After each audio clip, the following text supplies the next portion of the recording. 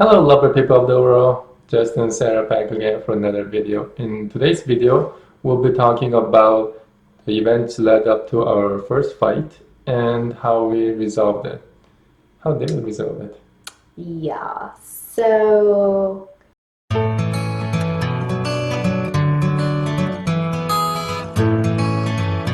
okay guys, so sorry it's been so long since we came up with this video. We were sick with the flu, I know, excuses, and we finally got back on our feet. Oh, in our next video, we're gonna be showing them the video that you took of us on the day that he proposed. What? I caught everything on video.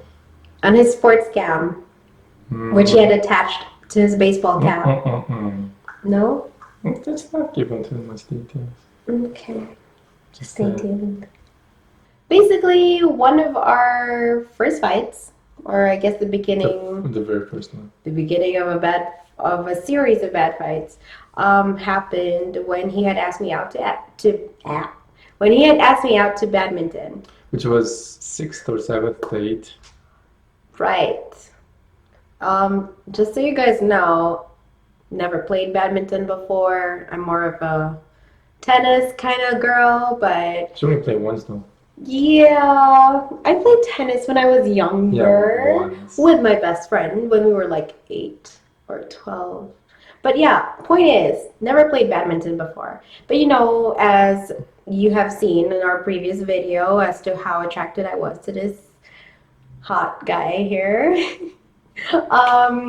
I fell for him hard, and so I was willing to do anything and everything in my power to impress him. So yeah, of course I said, badminton? Sounds great. I can do that. I'll see you there. However, it didn't quite work out as we planned because of the events leading up to that date.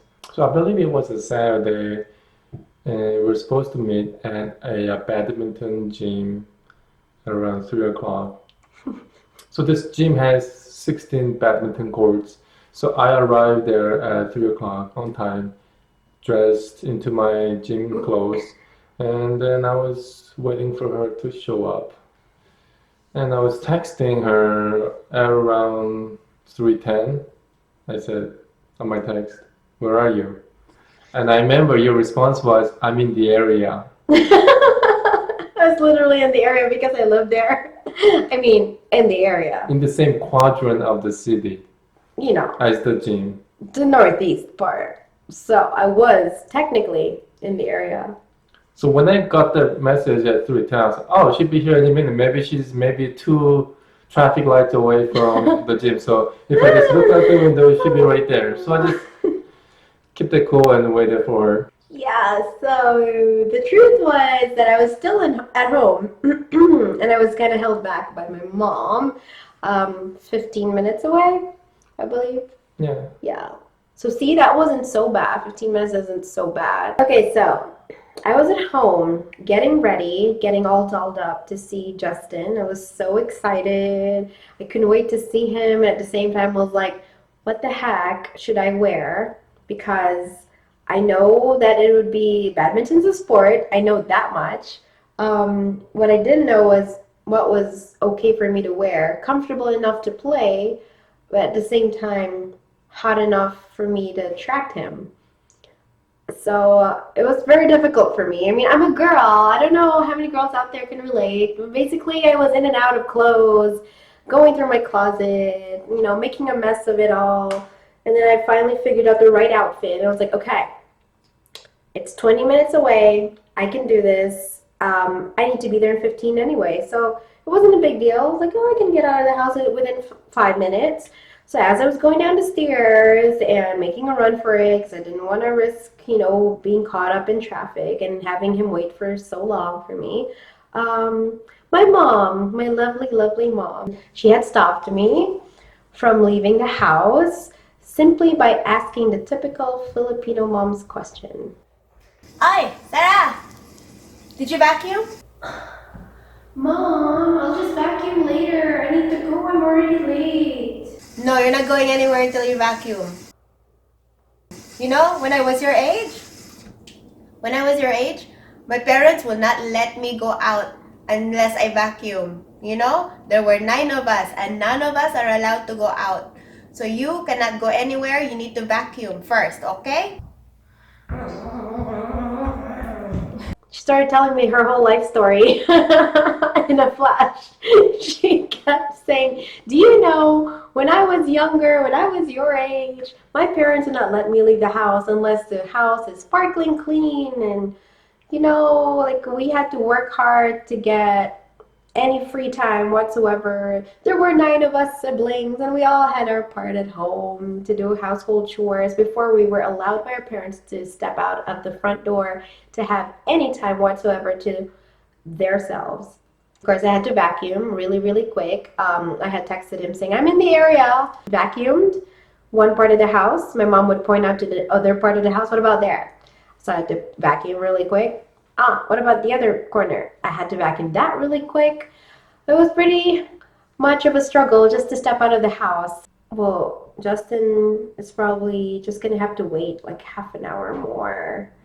I had to run out of the house as fast as I could, but at the same time, I had to make sure that I was driving safely because I didn't want to meet him with only I wanted to meet him in one piece. I did not want to look like I was rushing. At the same time, I was playing it over and over in my mind. What am I going to say? It sounds like a really lame excuse. In fact, sounds like a made-up excuse if I were to tell him, "Oh, I'm so sorry I'm late. It's just my mom had to stop me by asking me to vacuum the whole house before I stepped out of the door." Right? It's the truth, but how many guys would actually fall for that excuse, right? Sounds pretty lame. After about waiting 4.5 hours, pounding away on my phone trying to find out where she is. Checking the time. And that's when a group of guys approached me and said, "Hi, excuse me, are you using this court?" To which I replied, "Yeah, I'm just waiting for my friend. She happens to be a girl, by the way. You know how girls are, always taking forever to get ready."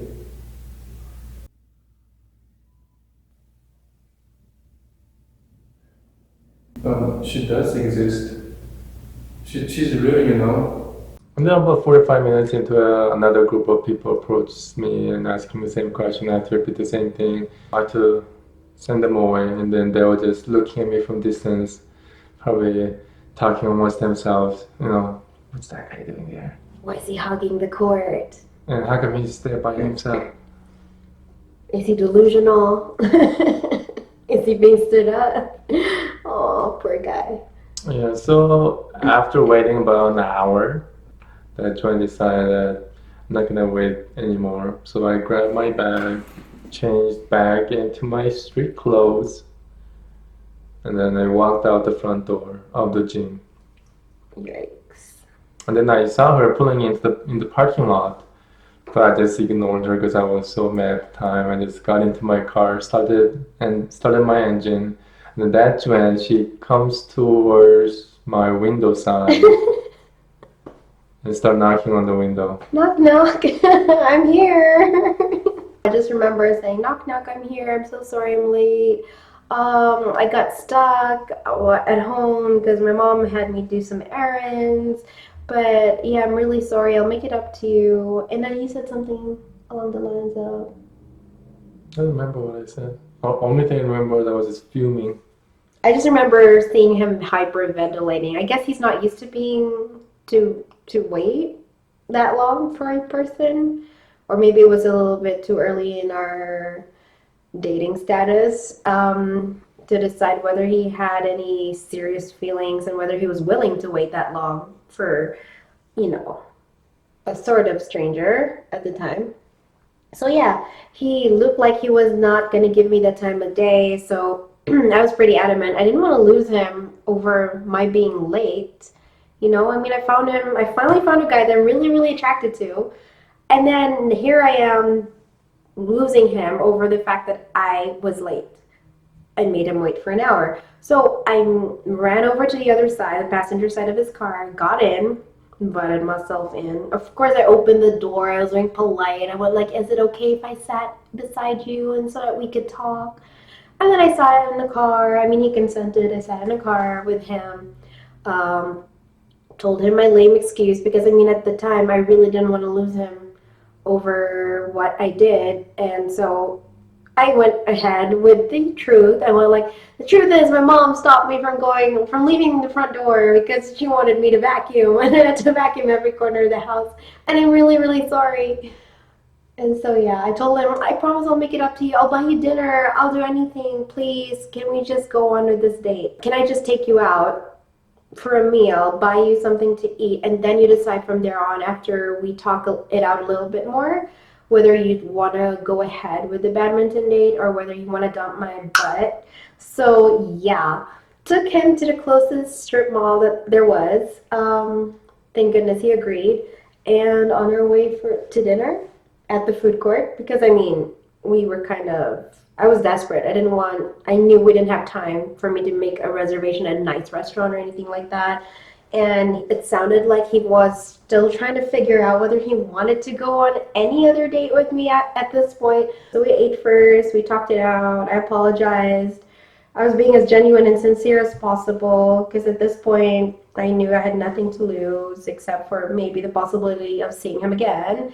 And then he finally forgave me. Yay!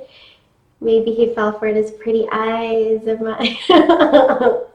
And then on our way out of the mall towards the badminton gym, we stopped by a store where I realized I needed a pair of shoes because he had reminded me that I should have brought a pair of shoes that did not cause black streaks on the badminton court. I didn't have anything like that. I went into Foot Locker, was it? Product placement.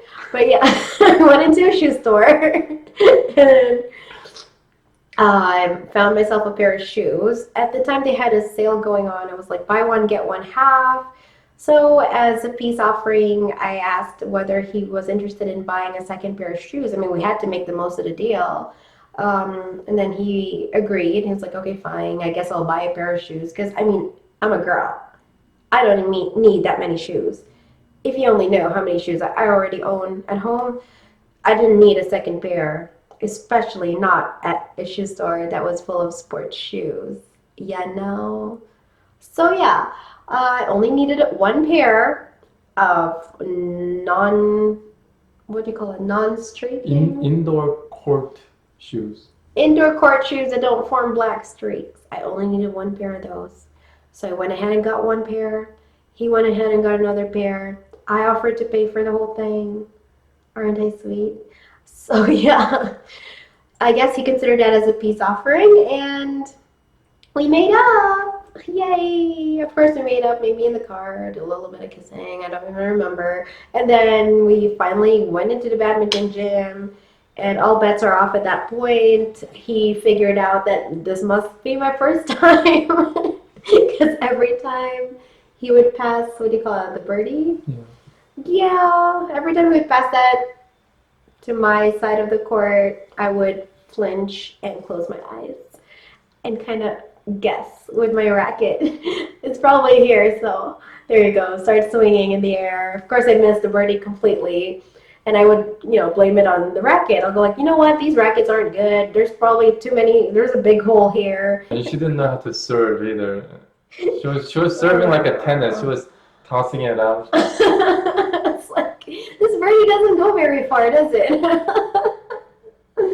Didn't go up that high. I was swinging the air. Of course, he took that grand opportunity to show me some of his moves. He basically taught me how to play badminton for the first time. Oh, you guys have no idea how many times he would ask me out on dates to places that I've never been to before, or to do things that I've never done before. Like the first time I used chopsticks. Do you remember? Yeah, at a sushi restaurant. He invited me out to sushi. One of our first few dates. He invited me out to sushi. I've never had sushi before. Actually, I did have sushi before, just was never taught or never quite figured out how to use chopsticks. Of course, when he had asked me out, I went like, sushi? Heck yeah. I love sushi. Let's go. Sushi it is. And he took me to the sushi place at a mall. Really nice place. A lot of my friends were speaking highly of it. We got in, we sat down, placed our orders, sushi came, served at our table, and I didn't know what to do with my chopsticks. Dustin just like went ahead and took his first few bites. Of course, I was trying to eye him and study his way of eating because I couldn't quite figure out how to hold chopsticks. I mean, they looked easier than I thought. What? So yeah, chopsticks, they look easy. Like I thought you had to poke one and hold it with the other one. You know, kind of like this, and it just pop it into your mouth. When I saw her using the chopsticks for the first time, I was stunned. Oh my I god. thought she was fooling around. I thought she was playing a prank on me, pretending she doesn't know how to use chopsticks. Just being cute. I mean, she claims she's half Asian. What half Asians don't know how to use chopsticks? Filipino Asian, not, you know, the typical Asians that use chopsticks. I mean, in the Philippines, most Filipinos use a spoon and a fork, or their hand for that matter. And then he asked me, do you need a fork? So we ended up asking for a fork. And I think you taught me how to use chopsticks that time. I actually ended up feeding you with chopsticks. Aww, isn't he the cutest little thing? One time I asked her out to a driving range. She didn't know what that meant. She thought it was like a go-kart driving. It's called a driving range, okay? I'm not really that big on sports, okay? I mean, I was big on sports when it comes to track and field, anything that was sports related in high school. That's pretty much all I knew about sports. And then one time I asked her out to a batting cage. I was the one who stepped into the batting cage first, and I swung my bat a few times, and then I said, well, now it's your turn to try. She stands on top of the home plate. Every time the ball would come my way, I would close my eyes. It's just an instant reaction for me. I mean, right? I don't normally have people throwing stuff at me, and when they do, it's an instant, you know, guarding reflex where it's like, okay, I'm gonna close my eyes so, you know, I protect my eyes from getting poked by whatever's being thrown at me. So when the ball was coming my way, I was like, okay, here we go. And he kept instructing me from the other side of the cage. You kind of need to keep your eyes open and keep your eye on the ball so that you can swing at it using your bat. I'm like, I know that. That's what I'm doing. That's what I've been doing. It was so tough for me. It was so tough for me to have to impress this guy. Of course, he found every little thing I did cute. So yeah, I hope you guys stay tuned. Thank you so much to all of you guys who subscribed and who are following our story. Hopefully we get to produce more and more, share more and more of who we are. Not hopefully, we will definitely. We'll definitely share more and more about who we are as a couple and individually every once in a while. And yeah, if you have any questions, if there's anything about you guys that you'd like to share with us, please feel free to do so at the comment section. We love to hear from you guys, and we do our best to reply to as many as we could, given our schedules. So yeah. Thanks for listening or watching. Thank you guys. Bye. Bye. Bye. Do a Spock.